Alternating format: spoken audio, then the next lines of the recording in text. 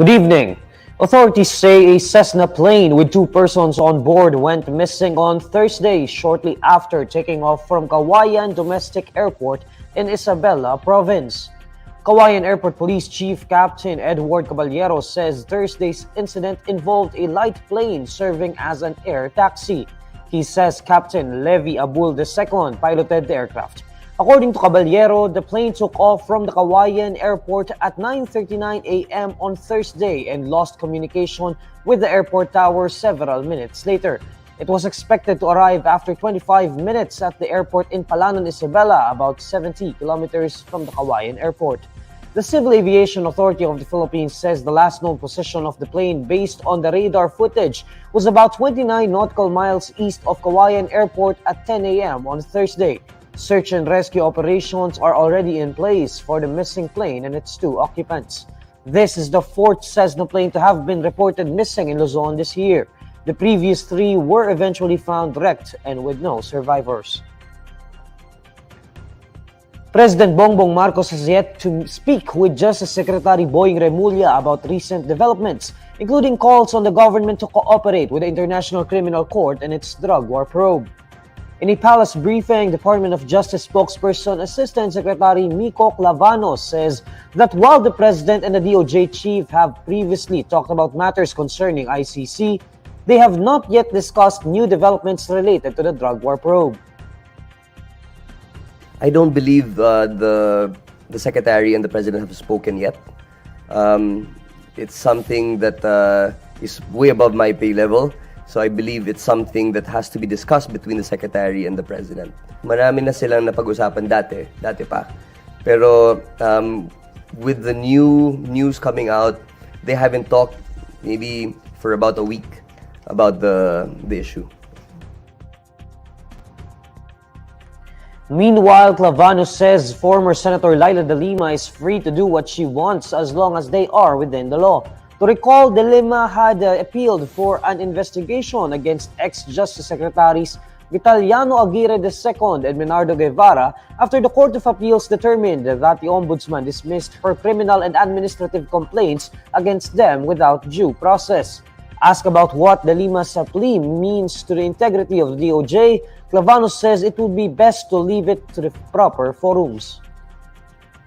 There are always 2 sides to the same coin.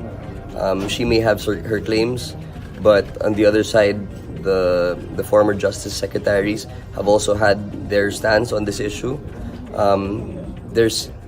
They claim that there's no irregularity. On the other side, there's a claim of irregularity. So we'll just have to leave it to the proper forums. The Land Transportation Office is suspending the license of the driver of a sports utility vehicle involved in a road rage in Taguig City. A video of the incident went viral on social media and shows the driver stopping in the middle of C5 Road in Taguig to berate a truck driver. Sir, hindi ako nagkakamali. Hindi maaari. Akin na yung lisensya mo. Ako, nasa lugar ako. Akin na yung lisensya mo. Umiiwas na ako sa inyo. Akin na! Kaya mo, galit na galit. Titignan ko lisensya mo. Nakadrugs ka pa.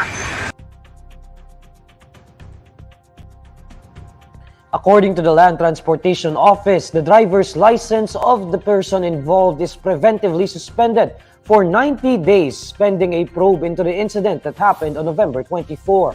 According to LTO Chief Vigor Mendoza II, he watched the video and immediately noticed several traffic violations committed by the driver. The driver is ordered to appear before the LTO NCR office on December 4. He is also asked to submit a notarized written explanation as to why he should not be penalized for violating at least 3 traffic rules, namely reckless driving, obstruction of traffic, and improper person to operate a motor vehicle. The Philippine Coast Guard will escort civilian ships participating in the so-called Christmas convoy in the West Philippine Sea. In a statement, PCG Commandant Admiral Ronnie Hale Gavan says they are currently preparing their personnel to uphold security during the December 10 event, which will involve 40 civilian vessels so far. The convoy will travel around Ayungin Shoal toward other selected maritime features in the West Philippine Sea and will conclude at Pag-asa Island. Gov't says he hopes this expedition would serve as an inspiration to stand with us in safeguarding the country's sovereign rights within our exclusive economic zones. Initially, the organizers sought to board the BRP Sierra Madre, but authorities barred them from doing so due to security concerns. The Christmas convoy would be carried out in a show of opposition to China's assertion of sovereignty in almost the entire South China Sea, including most of the western section of the Philippines' exclusive economic zone. The Department of Agriculture says the Philippines will be importing a total of 21,000 metric tons of fresh red and yellow onions.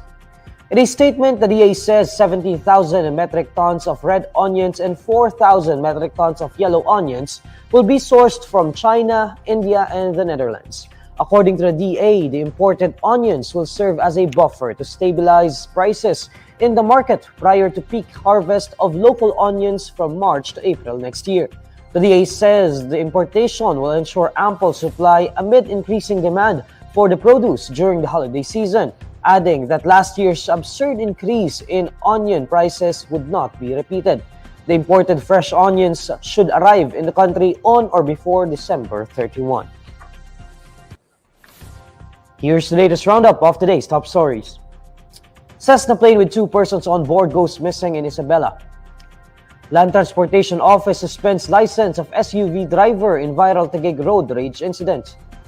And SMNI host apologizes for wrong claims on Speaker Martin Romualdez' travel expenses. And these are the stories you need to know today. I'm Neil Mercado. It's 24 days before Christmas. Follow INQUIRER.net on Facebook, X, YouTube, TikTok, Instagram, and Reddit. For more stories, visit INQUIRER.net. Good evening.